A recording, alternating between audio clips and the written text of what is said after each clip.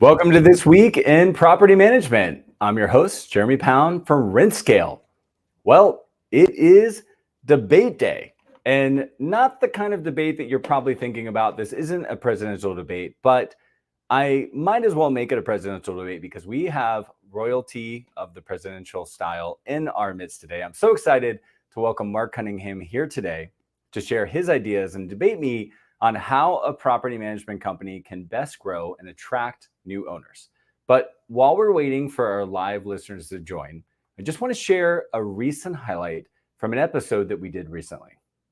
One of the things that our community has really been experiencing is a decrease in overall lead volume. This is very common in election years. We see this happen. It just creates a lot of different uncertainty, but also we're seeing some shifts in the real estate market. Maybe more back to normal, but still it's a shift from what we've been used to since COVID came. When lead volume is down, a number of conversations are down, we've got to go out there and put more into the top of our funnel, calling for rent by owner, finding investors on bigger pockets, lots of different methods that we're using. The other thing people are very focused on is real estate agent referrals. We've been finding some really unique ways of going out there and talking to agents to help them build their portfolios with investors. If we help them, they in turn help us. We're hoping that some of these things are going to mean a little bit of a turnaround for July, August, and September.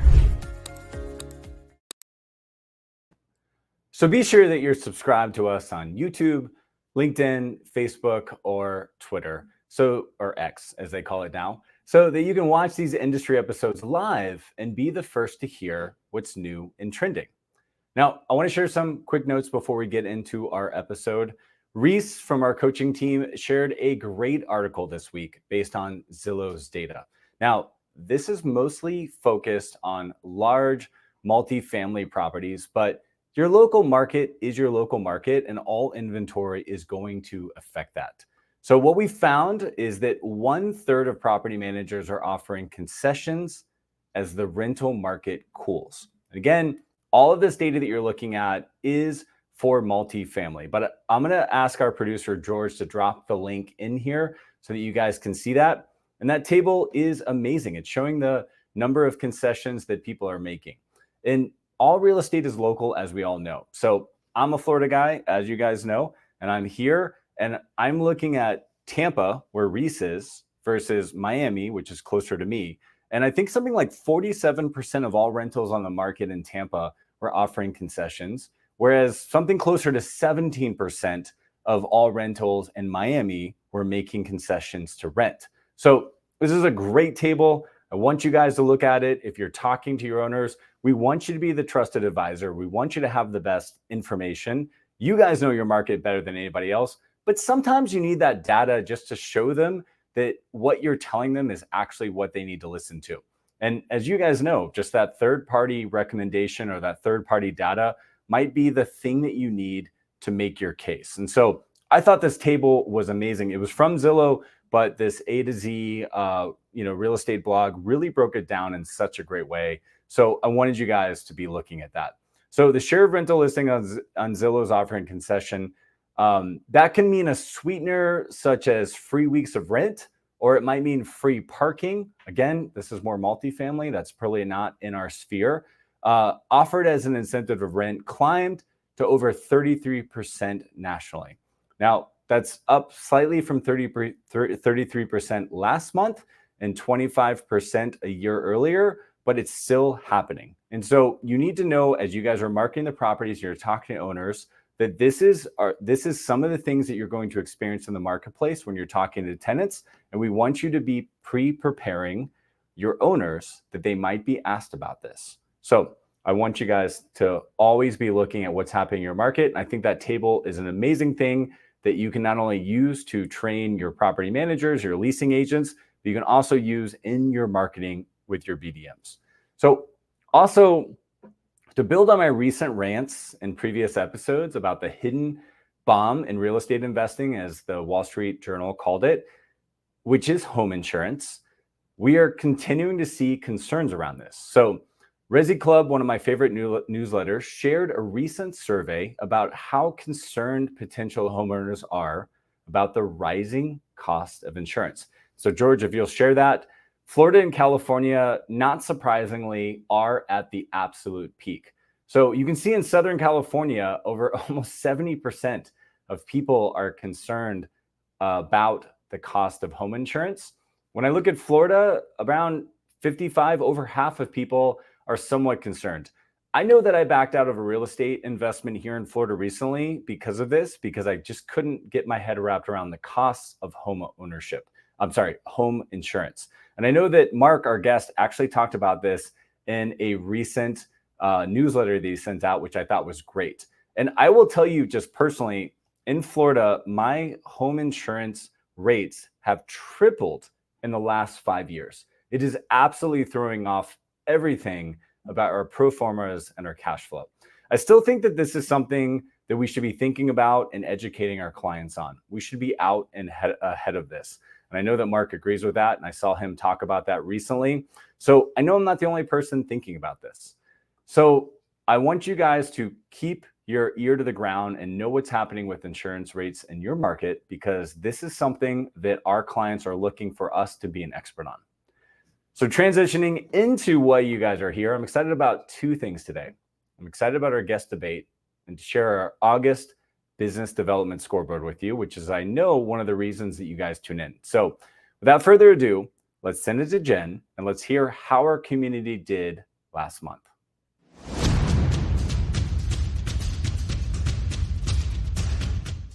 Hi everyone, glad to be back with you on another Scale Club scoreboard update, this time for the month of August 2024.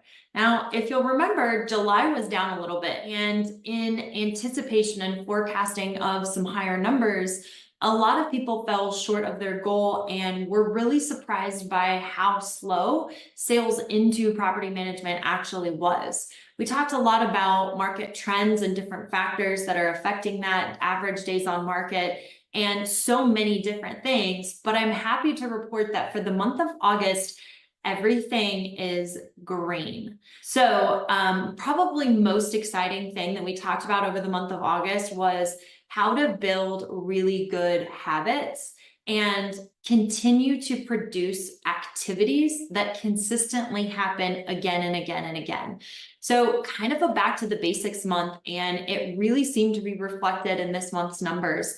We've got some BDMs that have some pretty high door counts, and we're incredibly impressed because we've got 4 newcomers. So not only new BDMs, but fresh blood to this scorecard, starting to challenge some of our veterans. So as much as I love to see all of our vets on this board, I also love to see the competition that some of these amazing business development managers are bringing. We are really putting the right fit people and people that are top performers into this role, and it's showing here on the Scale Club scoreboard. So without further ado, let me show you the numbers.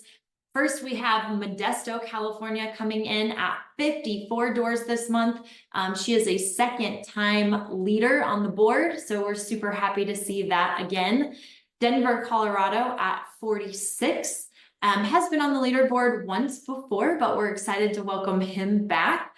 Columbus, Ohio, one of our vets, 23 doors. Congratulations to him. We've got Sacramento, California at 23. This is a BDM that came into club just a couple months ago. So already at the top of our leaderboard, and can't wait to see what she will do. And then Lancaster, PA, a new business development manager who has only been in for a couple of weeks, 16 doors. We are incredibly impressed with his results so far. Total number of doors for the month of August was up 412 doors from about 396 last month. We are 69% to goal this month across our community and heading into the forecasting season for Q4. So if you are part of our community, be sure to look out for that invite from your Scale Club coach. This forecasting is incredibly important so that we know what goals we're setting and we know what accountability we're helping people achieve. Average number of doors added in August was 9. That's across our entire community, up about 8%. And in our top 50%, we are at 12 doors, which was equal to the door count, average door count for those top performers last month. Lead volume was up, so glad to see that. We know that the sales cycle is about 30 to 45 days in sales for property management. And so we are hoping that this trend of green arrows just continues into October. We're hoping it continues into November before we expect a little bit of a slowdown in December. We are so excited for some of the things coming up in our community that Jeremy is going to share with you a little bit later in this show. But I did want to make an offer for everyone out there. If you're wondering if your BDM is the right fit and can be a top performer, we are happy to do a free DNA analysis on that person. Just reach out to me at jennifer@rentscale.com. We'll schedule a quick meeting with that individual and we'll have them do a personality assessment. And we will let you know where we should be training them up. Not we at RentScale, but even you can train them yourselves. We'll let you know what areas you need to focus on and what is going to help elevate them to that next level. So if you want to take me up on that, that's jennifer@rentscale.com. And I know we've got some exciting stuff coming up in the show. So back to you, Jeremy. Okay, 56 of 36 doors. Mark's already got to be sweating. I don't know if he's ready to manage that kind of expectations, but that's amazing. Great job with the community. Great scoreboard, Jen. That is amazing. I'm really excited to bring on our guests. And I want to remind you guys, the reason we go live is so you guys can participate. So if you're live, no matter where you're at, we can see you guys can ask the questions.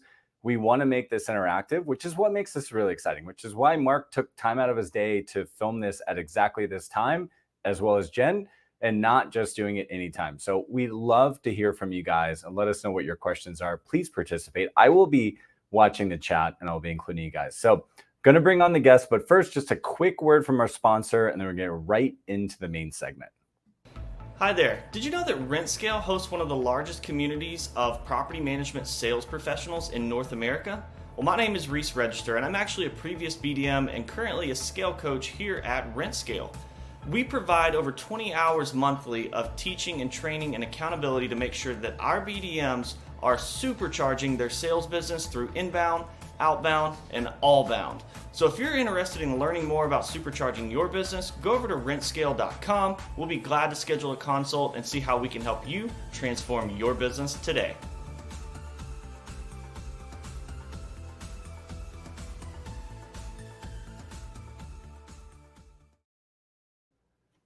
Welcome, guys. This is the main event. This is what we've been looking for. I feel like we should do a national anthem or a pledge of allegiance or something, but we're just going to jump right into it.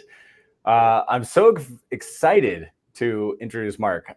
Seeing all the live attendees and all the chats, which are very exciting.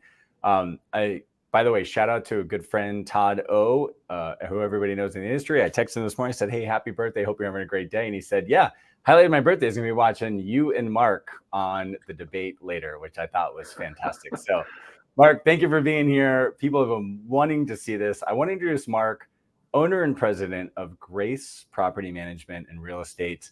Also, we've got Jen here, our COO, as you guys know, who just did the scoreboard. So, Mark, I got a drop on you. I was a little nervous about this, and I said, hey, I just don't really know if I've got what it takes to debate Mark. So I invited Jen on, and I said, hey, I should be the moderator, and I should let you really debate the brain power at RentScale, which everybody knows. You know, I am just the pretty face, you know, the athletic body, the, you know, comedian, the, you know, just the charismatic person that everybody loves. But everybody really knows that Jen runs everything here. And so I actually want to be the moderator today. I hope you're a good sport about this. I upped your competition and I brought Jen on. So Mark, I want you to give yourself a little intro. Tell us a little bit about your company, your size, how you've grown, and what your role has been at Grace Property Management.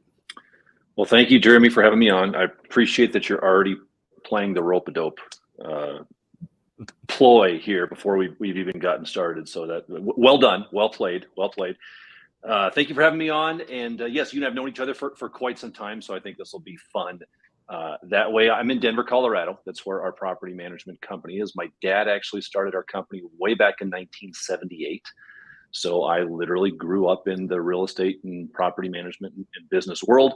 I spent many summers as I was a kid working for him, mowing lawns and painting properties. And I really have done every job within the PM business, which I think is great today from where I'm at, because it gives me a kind of a unique view into I know what it is to pull weeds. I know what it is to paint houses. I know what it is to collect rents. I know what it is to go on the new owner appointments, which is what we're talking about here, and bringing on those owners and doing the marketing and doing the accounting. So I've had my hand in each of those pieces that way. Today, I own the company along with my dad and my brother. We manage residential and commercial both. Our residential door count's about 1,100 doors. That's all 98% of it single family. We don't do multifamily. We don't do HOA. We do commercial as well, but that's very separate that way. And we're very intentional about smart growth. We're very relationship based, and I think we'll kind of talk about that in how we talk to new owner clients, and do we want to bring owner clients on that way. So we grow at a pretty good clip. Just to give you kind of a sense that way, we'll finish this year by probably bringing on about 200 doors, which is about what we brought on last year as well. So that's kind of the number that we'll hit that way. And our property managers are our BDMs, just to kind of get a little bit of the groundwork here. So I don't believe that you can just not have a BDM. You got to have somebody out there doing that stuff. But our PMs don't go out and shake the bushes. They don't make the phone ring. I make the phone ring. We do the marketing. The company takes care of the marketing. As those leads come in, we hand those leads off to our property managers. Our property managers are the ones that follow up with those, play the role of BDM, bring them into our portfolio that way. So that's kind of how we're structured a little bit that way. That's great. Mark, I just want to share a quick story. When Jordan Muela from Lead Simple, obviously he brought me in this industry, and he said, "Hey, I run a CRM and nobody really knows how to sell in this industry." And I said, "Nobody really?" He's like, "No, I got some great clients, like some people that really know what they're doing." And he said, "There's a couple people." And the one that stood out to me is he said, "Oh, there's this guy, Marc Cunningham, and he just really knows what he's doing. And he's like teaching other people how to do it. But I don't think he has enough time to teach everybody how to sell really well. And so I need your help." And so you came up in the original discussion of the origin of RentScale, and I wanted to tell you that. And we've gotten to know each other over time, and you've invited me different events, and we've done different things. My most embarrassing is when I couldn't get through an entire lunch meeting at the Denver NARPM because of the altitude, and you took totally part shots at me. But yeah, Mark and I have just a great history, and it's just awesome. And so thank you so much for being here. Just nothing but respect for you. Before we tear you apart, I wanted to build you up. Is that okay? Okay, good. See, man, you are good. Jen, this guy is sharp. He knows exactly what he's doing. He's just got me in the corner already. I know, Mark. I know. No, but in all seriousness, just wanted to say, game sees game. Nothing but respect. Always been a big fan of what you've done. You give the way we give. And that's why I'm so happy that you're here. And I knew you'd say yes. And I know Jen convinced you to do this. But I just want to say, it's amazing. I'm watching what you do. Nobody's ever come to us out of Mark's tutelage and not been like, that guy just really takes care of us. So I did want to say that and really appreciate you. So I've got Jen here who, is going to debate Mark, because clearly I am not capable of doing that because I have a man crush on Mark. Jen does not. She is a vicious shark, and she could care less about any other person. So Jen, obviously just kind of walk through your role at RentScale and who you help. Yeah, so my role here at RentScale is the COO. I really just kind of run all the day-to-day in and out of the business. But I also have the pleasure of working with our clients directly occasionally. I have been a business development manager in the role, not a property manager, but a business development manager, boots on the ground here in Colorado. Competed with Mark a little bit, ran into him a few times. But I have done that now. Well, I did that in my past, and now I've been at RentScale for about 3 years. Really been in real estate, whether it's flipping, building, buying, selling, property management for about 8. So just a little bit about my background. Now here at RentScale, I love helping our clients just grow their property management companies. And that's everything that my entire day is centered around, is helping all of the wonderful people that I get to see at all these conferences make their businesses bigger and better, which in turn makes ours bigger and better. So love it. Well, Jen, since this is all you do, let's kick us off. Why don't you share your philosophy on how you think property management companies should grow and who should deal with the potential owners who want to hire our clients? So I love what Mark says. However, we definitely have a differing opinion here. I think that the people that should grow business within property management companies should be a dedicated professional who is only focused on growing the business, who goes out there and does pound the pavement and talks to the realtors and goes to different events. But really, they're the ones that's also going out and they're walking the properties. They're doing that initial on-site, or for investors that are out of state, doing that virtual consultation. They're nurturing them. And that's probably the biggest difference, I think, in Mark's idea and my idea and how we run this, is the nurture aspect. And then, they're closing the business and passing them on to an owner onboarder who handles the operations, because let's be real, salespeople are not detail oriented and we don't want them sticking their fingers in operations.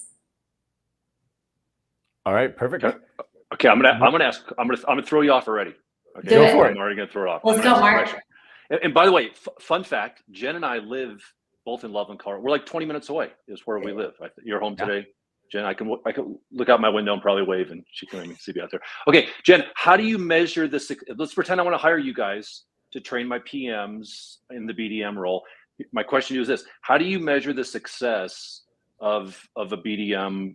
Yes, they're killing it. They're a failure. How do you measure success for them?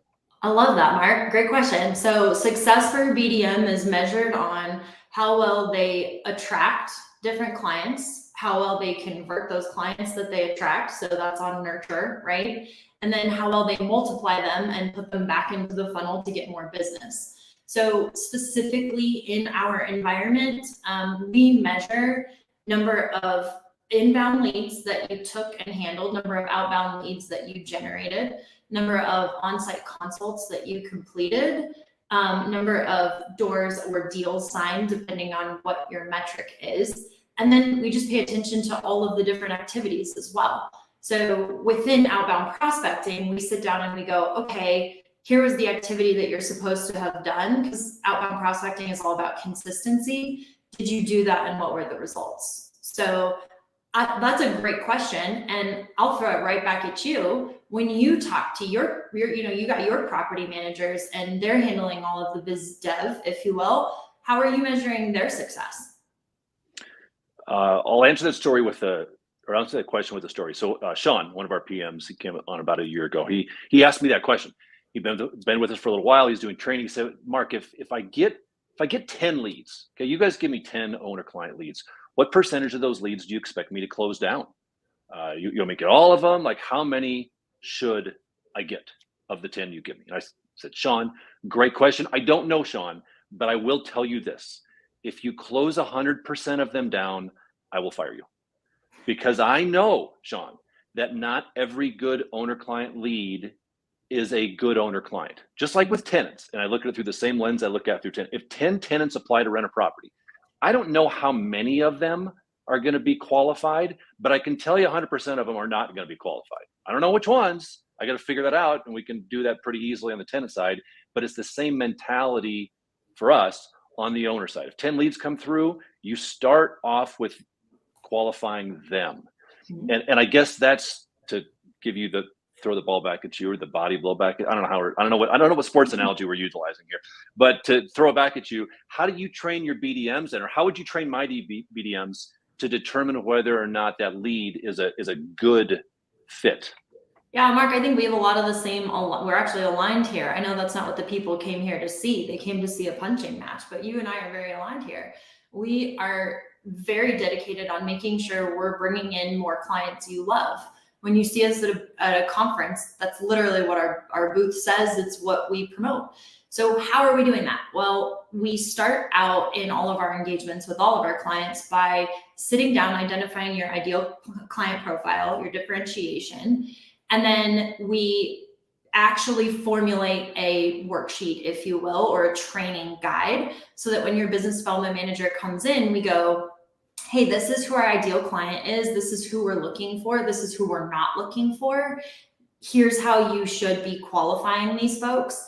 And then in their foundational trusted advisor training, those people are actually going through and we're making sure that that qualification is happening. Because I know, Mark, as a salesperson myself, do I want to sign everything? Absolutely. Yes, I want to sign everything. I want to win all of the deals and close all the doors. However, I also know, being on the operation side of things, that creates a nightmare. I will say, when I was a business development manager, I had this client. They had 3 homes in Erie, Colorado, and I was right on the cusp of my monthly, quota that I was supposed to achieve. And I knew these people were terrible fit clients from the very beginning. They asked us to mail out their checks. They said they would never log on to the portal. They needed us to call anytime they needed something, but I needed to sell that deal, Mark. So I call in and I'm like, hey, I got these people. They have 3 properties. Here's the challenge. I really want to sign them up. My ops guy goes, all right, I'm going to help you out. I want you to sign these deals. Let's go. Let's do it. They failed 2 months later because we can't do any of that. So I tell this story all the time to all my BDMs, and I didn't end up getting a commission for those 3 because I brought on the wrong fit clients. So it's all about how you handle that on the back end. Yeah, and I get that. I'm just like you. I'm a sales guy by nature. One of my first jobs, I think I was in like 5th grade. And remember how, like, when we were in school, Jeremy, you're older, like, well, you're not as old. Remember they'd have the little pieces of paper, you'd like pull the phone number off the slip, they'd be cut, be like, hey, call here for whatever. And it was like, call here and you can sell stuff door to door. And it was a candy sale. So these guys came by on Saturday mornings and they'd pick me up in their orange van. They looked like they were homeless people. And they had about 10 of us little 5th graders in there. And they would give us a giant duffel bag full of candy. And they'd drive us around Denver. They'd drop us off in a neighborhood. We'd literally go door to door selling this candy all day. They'd come pick us up at the end of the day, and then they'd give us a split.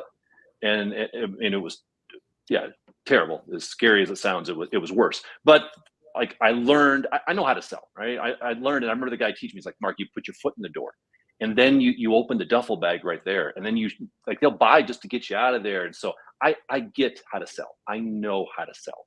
The problem I think that I still haven't overcome in my mind, and maybe it's just because I'm not there, is telling a salesperson, hey, by the way, and you just kind of said this, Jen, by the way, don't sell to those kind of people. Like, that doesn't compute. It's not like, oh, just train me well enough to not sell to that kind of person. It's like, say, Mark, go sell candy to everybody. But if the person looks like this, or if they say this, or if they do that, don't sell them candy. I'm like, do you want me to sell the candy, or don't you want to sell it? Like, I don't even get it. I don't get it. So that idea of inserting a filter into the brain of a true salesperson, I think it's like this. And you can kind of like mash it and mix it, and well, maybe it'll work. But what we're always looking for, and this is the reason kind of we land where we are, is I want the best way to do things. So we've just found over time that it's better to interject the PM into that, because the PM is going to have a filter like nobody else. The PM is going to be like, I don't want this guy calling me. I don't want to call this guy and tell him his water heater blew up. Like, he's already angry at me, and I don't know what it is, but like, we're just not getting along. So what we've always landed on is, and by the way, I'm not saying people shouldn't use BDMs. I think PMs should be trained on how to be a BDM. So like, if I had my magic wand, I wouldn't say, gosh, you guys need to go away. I would say, you guys need to train PMs on how to be the BDM, because it's an essential role there that a lot of PMs don't know how to do. But we found that it works really, really well that way. And then the way I measure success at the end of the day is I think the success of our client acquisition strategy, big picture, is not only what we bring on, but it's what we lose in the back end. It's the whole thing. Because if I go get a BDM and they're killing it and they bring on 8 out of 10 doors, but on an annualized basis, my attrition out the back door is 30%, because they just brought on people they shouldn't have brought on, then I would view that as a fail. So that's something we measure very, very specifically, who we're bringing on and how many of those folks are out the back door. So our attrition on an annualized basis is always less than 10%. 8% last year, will be just about 10% this year. And that's completely, that's like who we sell, good and bad, both out the back door. So from my philosophy as a business owner, I look at that and say, yeah, our acquisition strategy is working. We're not bringing on the same percentage of leads that most of your BDMs are. I'm sure we're not. I have no doubt of that. But I'm retaining 95% of them on an annualized basis. So I measure success from the business side of things a little bit different, I guess, that way. Yeah. I appreciate that. Well, I'm going to jump in because I'm supposed to be asking the questions here. Mark, thank you for taking over. Jeremy, get back in the corner. Okay, Jen and I are doing just fine here. Yeah, We'll let you know if you're needed. I am also sending you my affiliate link for BetterHelp. Based on your childhood story there, it does sound like you may need some therapy. But I know you're, a very sophisticated individual. But yes, thank you for sharing the childhood trauma of sales, which I really appreciate. No, you made great points. So Mark, you're basically saying that you're not hurting on the inbound and you're not hurting the conversion. You're really optimizing for the stickiness, the longevity, right? Like that's what I took away from that. It's just like, hey, it's actually pretty expensive and pretty consuming to bring on somebody who is not going to stick around. And we want pretty risky. I would also add risky into that. Pretty risky. Yeah. Okay. So Jen, do you want to respond to that specifically? Well, I would say, Mark, that I agree with you. It's risky to bring on people that aren't going to stick around. And we have different ways of compensating the BDM.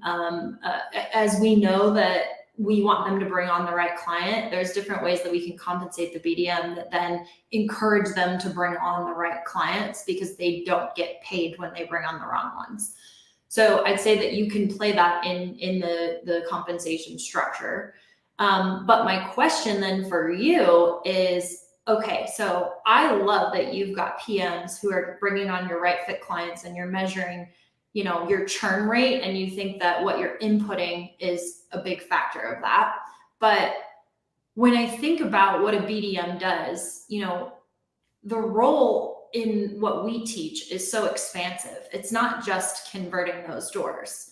And also, as a side note, the way that a PM versus a true BDM would convert a door is very different.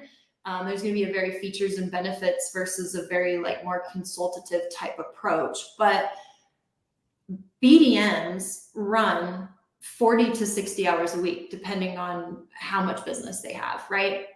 I also know that your PMs run ragged, like I've seen it, right? And so how do your PMs have enough time to get to new owner calls when they're handling current client calls? Because what I've found is a lot of PMs will default to the people that are currently the clients, and then the new owner calls just kind of come after. So how do you handle that on your end? Good question. Let me just counter something you said a moment ago. My take on the idea of, hey, we'll set up a comp structure in place for the BDM. So if somebody falls off in month 2 or 3, they don't get paid. If I'm the salesperson and I hear that, here's how I interpret that. Oh, okay. So 20% of the people I bring on, I'm not going to get paid for. I better bring on an extra 20% to offset who I'm going to lose out the back door. Like that's my sale. That really is. So I'd be like, okay, I'm going to have a bigger front door then. I'm going to bring on more people, and because I know I'm going to lose some. So that doesn't hold water for me. That idea of, hey, you're not going to get paid off the back end, because for me, I'm going to go double down then on the front end. That's just how I think. But anyway, I know I'm devious and sneaky. That's why Jeremy had me here. Okay, how do our PMs have time? Our PMs, the way we're structured, number one, they're independent contractors. Number two, they're licensed. They have to be licensed as independent contractors. That way, they have a real estate license here in Colorado, and they're commission based. They're 100% commission based. So if they get a percentage of what they manage. So when the phone rings, if they want a raise that day, answer the phone and go bring on that new owner client lead. So the way we're structured is our PMs get to a point in time where they can't manage anymore. They're like, hey, it's typically about 100 doors. I'm managing 100 doors. Like, I'm done. I don't want any more leads. I can't handle any more leads. To your point, Jen, I'm too busy managing my own clientele. I'm done. Okay, great. No problem. We hire a new PM and we start them off with a few to zero doors, and they are spending 95% of their time playing that BDM role that you're talking about. Now we would define that to where they don't do the marketing piece, and I know we're not getting into that. Does a BDM market versus do they take inbound, outbound type stuff? For us, it's just inbound leads for them. But that's what most of their time is spent doing: taking the calls, meeting the prospects, building up their portfolio that way. And we find that they're very aggressive in going after those folks, because that's how they're going to build up their portfolio. And then the other thing that I really like, and you can tell me how you overcome this. The other thing I like about our model that way, if I'm Mark, the property manager person, and I'm talking to Jeremy, okay, and Jennifer, you're the BDM talking to Jeremy. So two competitors here, right? And you're selling them, you're doing the feature benefit, and you're doing the whole thing for your company. And then Jeremy meets with me, and he's, who do I go with? One of the things that I get to say to Jeremy that you don't, Jen, is, hey, Jeremy, if we work together, by the way, I'm your guy, I'm your gal. I'm the only one you ever have to talk with. So you kind of like me here, right? I'm the only one authorized to spend your money. There's no handoff. I am your guy. And that for us has been very, very impactful and powerful to be like, oh, yeah, Jeremy says, I like Mark. Now he likes Jen too, but he doesn't get Jen because Jen's selling and Jen's going to hand off to that acquisition, whatever thing. And we can get into the whole transition lumpiness and bumps and unmet expectations. So that's another component that at least in my head, when we've tried this, we've never been able to overcome, or maybe I should say, I think that the superior way is for me to be able to say, I'm your guy, you get me. Yeah, I totally understand that. On the flip side of that, I get to go in and say, you have me as a contact, but you get to deal with somebody who's specialized in this, that this is all they do all day long. They're not focused on bringing new clients in. They're not focused on doing some of the other work that I do in my role. You get to talk to an expert, which is the argument between, a traditional or departmental style or whatever property management company, right? But that's the other side of that coin, is that I get to go and say, well, no, I am not your rep. I'm always here to support you. You've got my phone number and you can call me anytime you need, but you don't actually want me to manage your property. You want somebody who is dedicated, and this is the only thing that they do. They're not worried about bringing other people on so they can manage your property. That's what their time is dedicated to. It's pretty good. That's pretty. Oh, she got me. All right. So I do love that. Yes. The one thing that I will say, Mark, like you and I have even chuckled about this, is like, there's a great answer for everything. Like, there's a yin and a yang, some people want X, some people want Y. But I do want to ask you, because I know you're not only running Grace, which you're great at, but you're also counseling other property managers. Correct me if I'm wrong. You put out a ton of information, a ton of advice. So for somebody, looking to grow their property management company, what is like the official Marc Cunningham line? Like, what would you say and be like, hey, if you're looking to grow your company, this is how I would recommend that you handle new business development? Number one, I would say, and now we're kind of flipping the switch here to marketing, right? So sales and marketing, and you talk a lot about that, Jeremy. I love how you do that, because I think we as an industry, we confuse the two. We mash them together and understanding, hey, the way we say it is marketing is making the phone ring. Sales is picking up the phone and converting it, like understanding those two things differently. So what I say to folks that are like, I'm interested in growing, I say first focus on bringing the leads in. And we have found what works for us is education-based marketing. Educate, educate, educate. And it's never been easier to do, because there's so much going on in our industry from a compliance standpoint, from a legislative standpoint, the stats you guys just talked about. Those are pieces of education that every property manager should be telling their owners about. Insurance costs going up, about most PMs are offering concessions. Like, there's education, and your owner clients want to know that, and prospective owner clients want to know that. So when I can educate our big Denver community that, hey, investors, insurance is going up and rental rates are going down, and this is happening, they find that, and now they find me, now they view me as the expert. And I guess that, to come full circle in our conversation, that's how we try to frame it. I want to frame myself and my business as the experts in the industry. We're more like doctors and lawyers, in my view, versus car salesman trying to sell something. I'm not here to sell anything. The training we give our PMs on day one, if you guys are my new PMs, and I just hired you both, Jeremy and Jen, the training I give you on day one is called We Don't Sell. That's the name of our training, because we frame the whole thing around the idea of experts and professionals don't sell. Surgeons don't sell. Hey, please let me operate on you. Here's the features and benefits of me doing surgery on you. That's not what they do. They're experts. They educate. They present themselves as professionals. So when someone needs them, who are they going to go to? You go to the professional. I want to set ourselves up that way. So when someone realizes, hey, I need professional property management. Well, of course I'm going to go with Marc and Grace Management, because these guys know what's going on. And so, yeah, I'm going to go with them. So I say to folks, market on education. Don't tell people how great you are. No one cares how great you are. They want to know what's going on. So educate, educate, educate. That makes the phone ring. And then once the phone rings, quite frankly, everything you guys we're talking about is window dressing. Whether they talk to the BDM or the PM, if you bring that lead in and they trust you and they're halfway through the sales funnel process just by trusting you already, then half your job's done. Marc, I really agree with what you're saying there. And coming off as the trusted advisor, I know that we talk a lot about sales, and it's easy for people to think here at RentScale we're just trying to close doors. But we actually have the very same foundational belief as you, is we're trusted advisors. We're trying to help better people's lives, and if we can't, we tell them where they can go to get that. But we're never trying to sell someone something that they don't need. And we also believe in education-based marketing, and we teach our BDMs how to use that and become a local celebrity and really put themselves out in the marketplace.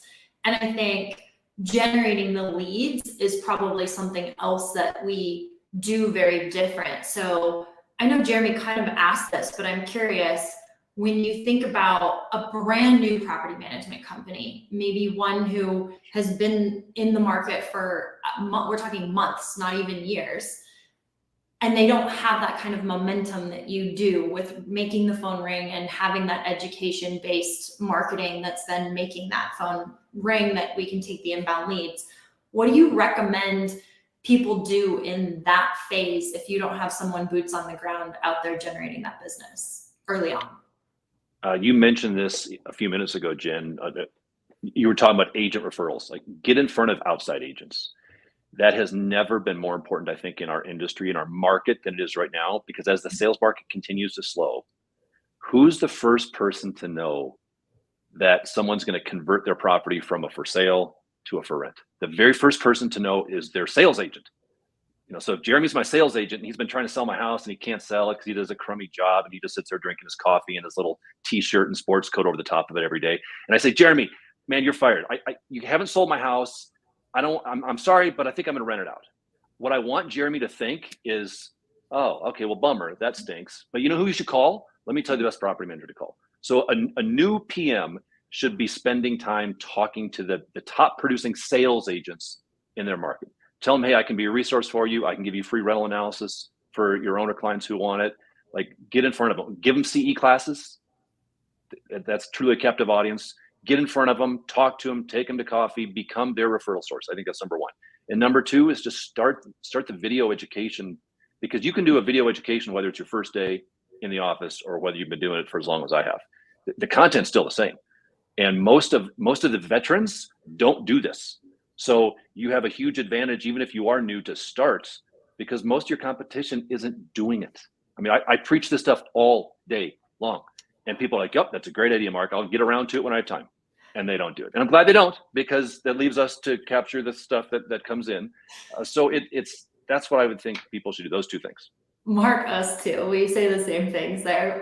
So you're suggesting that the PM go out and generate that business from the very beginning. Do they have enough time? How do they have the capacity to do this? Because what I'm finding in our world is that business development and doing it the right way is taking up an entire 40 hours worth of work for someone. So how are your PMs doing that on the front end and managing the portfolio as well? Well, for us, we're in a unique situation because we've scaled big enough to where when our PMs, as I mentioned, our PMs get big, we just go hire another one and they have time. When a company's smaller, I get it. It's harder on that. But I would kind of flip that around, because one of the bigger mistakes I see smaller companies make is they bring everybody on. They get desperate and they need to eat. And the life cycle of a PM business is so predictable. They grow. They get up to about 250 doors, or maybe it's even 350. And then they look up and they're like, oh my gosh, I should not have brought on 80 of these doors. These things are killing me. And then they go backwards and they get up the courage to fire those owners. And then they go from 550 to 400. And it's this life-changing thing. And it's terrible because they lost them. But now they're like, now I'm going to grow healthy. And what I would say is, like, don't do it in the first place. Grow slower. Yes, you will grow slower if you have a really strong filter. But the biggest, and I mean this sincerely, the biggest mistake I see PM companies make when they're new is bringing on owner clients they shouldn't bring on. Because it's not just a waste of time. It's not just like, they'll take more time. The risk is massive. I do expert witness work in Colorado. So an attorney will hire me to represent a landlord who's being sued by an owner or by a tenant.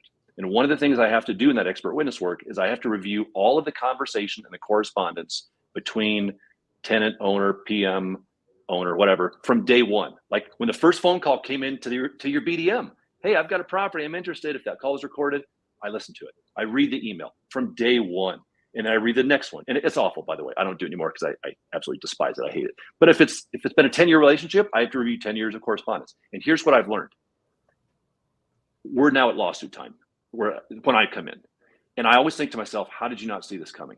This thing has been a slow motion train wreck for 5 years. It's like complaining on the front end, appease them with a free management fee. Complaining because you spent my money, promise I'll never do it again. Complain, frustrate, threaten, complain, frustrate, threaten. And the whole time the PM's like, I don't want to lose them. I don't want to lose them. And now here we are 8 years later, and it's an ugly, ugly lawsuit. Mm-hmm. And so I'd say this to my team. I'm like, guys, when you see the train coming, get off the tracks. That's the terminology we use all the time. And oftentimes you can see the train coming really early if you just pay attention. When those people are complaining and they're mad at you and they're angry at you, rather than trying to appease them as the PM and be like, I don't want to lose them. No, that's the wrong mentality. You need to think, how quickly can I get rid of them? And what can I learn to not even bring them on next time? And so we've gotten pretty good at that. And it does take practice and it takes a lot of time. But that's, I think, for us, that's how we've been in business for almost 50 years. I'm seeing great questions come in, Mark and Jen, which is fantastic. I solicited those. So many of you guys have already answered, without a doubt. And just one thing I did not hear answered is, what are your growth goals? I mean, we obviously have clients of different sizes, Mark, and there's no wrong answer. But what are your growth goals? What's like a healthy amount of growth for you at Grace? So one thing I've learned a long time ago is my team doesn't care about my goals. Any of them. They don't care. Like I can go in and be like, hey guys, we're going to go to 1,500 doors this year and we're going to do this. And they'll be like, oh, yay. And then they'll walk out and roll their eyes and be like, who cares? I'm going home. So we set our goals very differently. We set our goals where I sit down with my PMs. We've got 15, 16 PMs. We sit down with them and I say to every one of them, how many doors do you want to manage? And Sherry wants to manage 45 doors because she's semi-retired and she's got grandkids and she doesn't want to work a ton. Sean is a young guy. He wants to manage 125 doors because he wants to work a ton and make a ton of money. So I add up all those numbers. And then what I do is I go to our team, which we'll be doing here pretty soon. I say, guys, our goal growth, or our goal door number for this coming up year is, I'm making this up here, I don't know, 1,478 doors. Why? Because you guys told me that's what you want.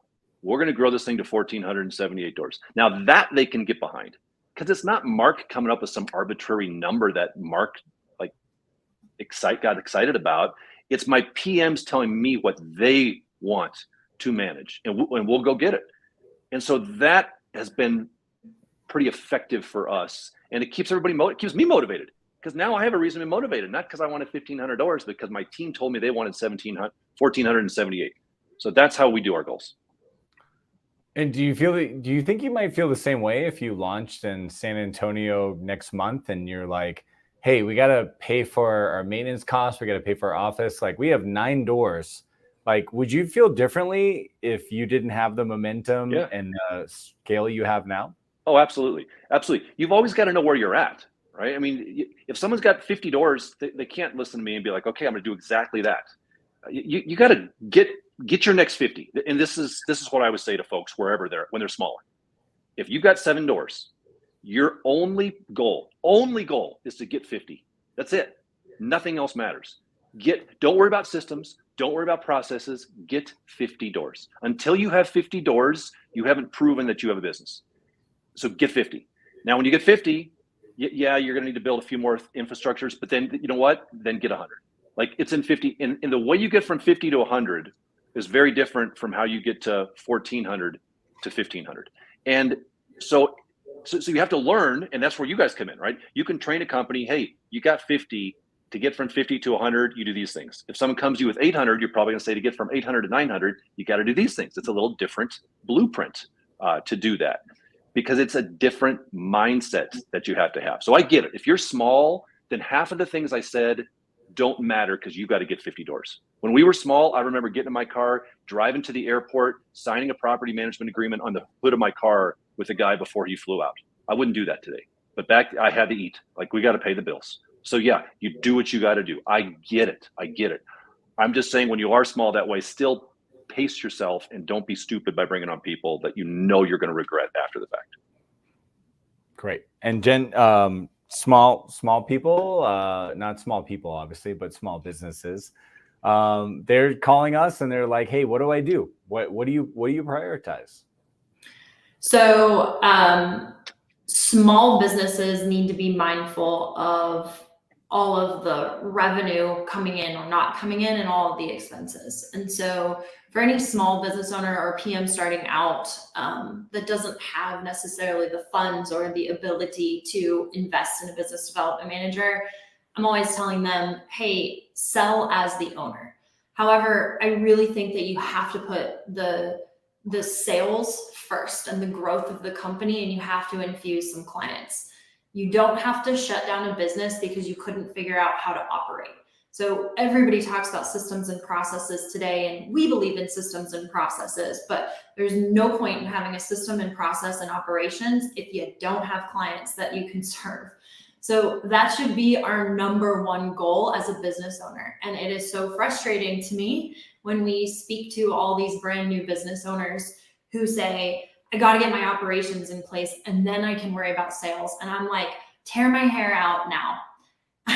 You have that so backwards, you guys. So whether you hire BDM or whatever you do, you need to focus on bringing in a good client base that you can start out with, and then look at hiring your business development manager. Usually I say somewhere around 50, 60 doors is a great time to invest in that, unless you just have a bunch of capital sitting around and you can hire someone on because you hate sales. I think one of the biggest things I find is most owners themselves, although they have the ability to do sales, don't actually want to do sales and don't necessarily have the personality to be good at sales and at actually growing their company through business development. And I also find that in PMs. So Mark, we actually do train a lot of PMs who do the business development work. Like I'm training 3 of them right now. But my challenge is that they're running around with their hair on fire, trying to put all the PM fires out. And they're really good at what they do there. And they don't have the personality for sales. So if the owner has the personality for sales, I say you get started with that and you try to build your business up a little bit. And then you hire someone who does have the right personality to be in a true business development role. Yes. And by the way, I was saving this till the end. We are going to hire you guys because I want Jen to come to my office and train my PMs on a lot of this stuff. So, and Jen, I got to double down on something you just said. I agree 1000% with what you said. Don't worry about the processes, the things, figure out how to grow. And then Jen, you let me know when I can hire you to come to my office and train my PMs. Mark, you made my day. That was my goal at the end of this. I said, all I want out of this is for Mark to be like, I need Rentscale to come and train us on how to sell. So done. You guys converted me. I was successful. This is our very secret, expensive sales process, Mark, just so you're seeing it all happen here. But as we wrap up, this is great, guys. Thank you both so much. Like, I love the dialogue. I love the comments, by the way. Like, if you guys get a chance to look at the comments, they're amazing. I would just kind of ask each of you guys, what did you learn today? I'm guessing with the debate, like we're taking something away. So, Jen, what are we taking away? Mark, is there anything we're taking away from this? I feel like we're bigger people than just trying to be right. What are we going to take away from today? Mark, I'll let you go first. Well, the snarky part of me says, I'm going to come hire Jen. Like, Jeremy, you better watch out, man, because I think Jen's going to be working for me in a few months. Listen, let me just jump in, Mark. I was in Southern States last week, and everybody wants to hire Jen. I am on alert. I need to get in line, don't I? I need to get in line. Yeah, but we live in the same town. We live in the same town, so I got that going for me. What do I take away from this? What I don't know if I take away from this, but I would just, to encapsulate the whole thing, BDMs / PMs, whoever, they still need to know how to sell. They need to know how to communicate, how to close the deal, whatever terminology you want to use, and you can wrap it in whatever bow you want to wrap in. So to that point, I think what you guys do there is unbelievably valuable and important, regardless of whether you do it the way I do it, whether you hire a true BDM, however you do it. But it comes back to what Jen said. You got to bring clients in. If you can't bring clients into this business, you are a ticking time bomb. And the good news is it has never been easier, because as the sales market slows, as investors die off, and investors are dying off. So we don't want to talk about that, but I'll throw that in there as well. I would encourage people to pivot their marketing away from, hey, investors, we can manage your investment property. There's no such thing as a real estate investor anymore. They don't exist anymore, at least in most markets. So you need to start talking to those accidental landlords now, the people that have the 2.3% interest rate and they're moving out of the area and they want to convert it. That's where the lowest hanging fruit is in most areas. And you guys, RentScale, can teach people, hey, here's how you communicate to them, because you communicate to them differently than you do the investor. So that's the takeaway, I guess, for me. Appreciate that. Kind of my own takeaway. What do you got, Jen? So Jeremy, you've overestimated me. I just like winning, but I do have a takeaway for today. My takeaway is that no matter how you choose to develop business in your company, we've clearly said you have to spend time developing business. And if you don't, you're probably going to fail and you won't be in business. But no matter which way you choose, you need to make sure that you've got a good, solid system in place for how that person sells and time dedicated to doing that, and make sure that they understand the responsibilities, what that looks like. So really what I take away is make sure your business development managers or your PMs are trained to bring on the clients that you love. I think that's something that Mark and I really agree on here, is bring on more clients that you love and make sure you're doing that from the start, so that you don't have the churn rates that we see a lot of property management companies having, which means training for either your PM or your salesperson. Remarkable. Mark, people clearly already know you, but they're excited to learn more about you. How can they follow you? How can they stay in touch with you? Most of our stuff is through our website, pmbuild.com. That's kind of our property manager training website that we put together. So we've got a bunch of videos and podcasts and some speaking and engagements and live events, and everything's through that. That's great. And I highly recommend that. I follow Jen, how do people get a hold of you, Jen? If people want to get a hold of you and hire RentScale to come out, how do they do that, Jen? Mark, you're killing me.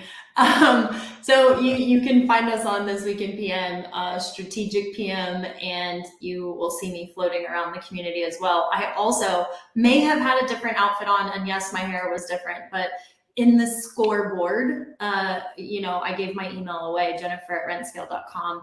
So anybody who's curious about either side of this, like, honestly, I have a lot of respect for you, Mark. I have a lot of respect for what you do and what you've built. So if anybody's curious, you can get a hold of me that way. But follow me on This Week in PM or Strategic PM. I'm terrible on social. You can friend me. I might friend you back if I happen to be on there, but good luck. Mark, Jen, just appreciate you guys. Mark, sorry for throwing you the wrinkle and really upping the A game and sending Jen in, but you know why I did it, because she's there. She's gonna do survived. it. I'm impressed I survived. You did a great job. Mark, one of these things I want to say is how grateful I am for how you give to the industry. It's amazing. Just like I feel like we do at RentScale, this is the model we try to do. It's just hey, Let's just tell everybody exactly what they should do. Let's give away everything for free. I watch you do that constantly. And you do it in such an articulate, charismatic way. I get a little worried. I wake up sometimes and I'm like, does Marc have better hair than me? Is he more charismatic than me? Like, there's very few people I worry about when I wake up, but you are one of them. And I really appreciate you. And I appreciate you, Jen. I just want to share some of my takeaways as we wrap up. I think it was amazing. That was one of my first takeaways, is that how giving the right people are in the industry. Like, we're not holding back. We're just saying, hey, this is what we're doing. I'm a big believer at RentScale that we should just be sharing what we think can happen and what has actually happened, and we should never confuse the two. Watching Marc, he's always telling you exactly what he's doing. Watching Marc, he is a master of marketing. And even though RentScale is the sales company for property managers, I will be honest with you, if you dial in marketing, great lead gen solves a lot of sales problems. So one of the takeaways from today's debate is that Marc is just far less worried about conversion and about sales because his marketing is so dialed in. I've watched him, I ran a marketing agency before I started RentScale. He is a master at marketing, and he does it through information, just like we're doing today. So I asked him, I said, hey, if you had to, like, if you didn't have 40 years of experience and all the SEO value, and if you Googled anything in Denver and you didn't find Grace Property Management, how would you start over? And I took it away that he said, I just keep educating. And so, Marc, that was a huge takeaway. You just start exactly where you are now, and you just keep giving information, and you are a mensch, an amazing communicator, the ability to talk about what people do. I'm a huge fan, Marc. So thank you so much for being here. I really appreciate it. I think you got it all dialed in. Well, thank you. I appreciate those kind words, Jeremy. Thank you for what you guys do out there. And I think we're going to be at the NARPM National Convention together upcoming here in another month or so. So we'll have to get together and we can do round two maybe. Do it, and the wine's on us. Thank you, guys. Then, all right, then you're going to win that round then. Yeah, that's fair. That's fair. So thank you, guys. We're going to wrap up. We're just going to do the event calendar, which will include exactly what Marc just said. But first, a quick word from our sponsor. Hi there. Did you know that RentScale hosts one of the largest communities of property management sales professionals in North America? Well, my name is Reese Register, and I'm actually a previous BDM and currently a scale coach here at RentScale. We provide over 20 hours monthly of teaching and training and accountability to make sure that our BDMs are supercharging their sales business through inbound, outbound, and allbound. So if you're interested in learning more about supercharging your business, go over to rentscale.com. We'll be glad to schedule a consult and see how we can help you transform your business today.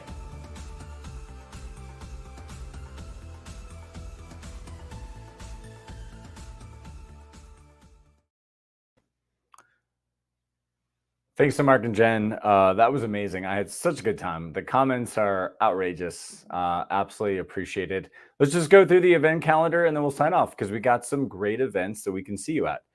Next week, a week from today, the exact same time spot, September 12th at 3 p.m., we are virtually having a webinar. In fact, Marc actually got to see this. It was Jen and I speaking at Cal NARPM. We talked about 3 lessons that we've learned after hiring 300 business development managers. So we're going to drop in the link below. We'd love for you to sign up. It is completely free this time. We'd love for you to be there. If you've been to previous events and you decided not to hire a BDM, we want to do this again because we're moving into the holidays and we know that now is the time to be hiring, because if you start hiring after Thanksgiving, right as the holidays happen, yes, it can still work, but it gets a little crowded. So that's why we are bringing this back and we want you guys to know about it. And back in person, September 16th to 18th, right around the corner, we're doing Texas Style NARPM Conference in Austin. I won't be at this one, unfortunately, just too many other events. I've got an EO event that I'm going to, but I've heard year after year, this is one of the best ones. So hope you guys go there. As you saw the previous episode, September 18th to 20th, Property Meld is having their maintenance summit in Rapid City, South Dakota. So we had the team on the call. We talked all about it. I am so bummed that we can't make this one because I think it's going to be amazing. In October, we've got the BizDev seminar by BizDev Mastermind, which, yes, that's one of our big competitors, but we love the guys and I think they're going to do great things. So if you're in Texas or going to be in San Antonio, we love for you guys to attend that event. I believe they still have some seats. So that is on October 8th, the BizDev seminar by BizDev Mastermind. Moving after the holidays, after Thanksgiving at least, into December, I keep calling this the South by Southwest of property management. We are taking over Austin. So the first week of Austin, we are all going to be there. So December 3rd to 5th, we've got Lead Simple University. Their event is bigger than ever. They've moved into a new, bigger location. We do have a joint event ticket for December 3rd to 5th at Lead Simple University. And the next event on Friday, which is RentScale's Sales Mastery in Austin, Texas. So if you want to come to both, you can go to Lead Simple University and RentScale Sales Mastery, or you can just come to RentScale Sales Mastery or Lead Simple University. It's both in Austin. We're blocks away. Lead Simple University has moved on to a bigger location, just like RentScale Sales Mastery did. We are actually in the location that Lead Simple was in last year. And I was just getting a bunch of bills and things from Jennifer today, and we are spending a fortune on this event because it's going to be amazing. So we capped out at 75 people last year and we were out of space. We had to close off tickets. This year we can host up to 150 people, and we hope to see you guys there. So takeaways are, hope you guys join the webinar next week, and I hope you guys sign up for Lead Simple University and RentScale Sales Mastery. That's it for this week. Thanks for joining and learning about the latest tips and trends from the residential property managers in North America. Please be sure to join us every time so that you don't miss your competitive advantage. Check out all the latest going-ons in property management and get details and show notes about today's show and guest. Just head over to strategicpm.com. That's strategicpm.com. And please email our team at biz@rentscale.com if you need anything from us. And that is what's happening this week in PM.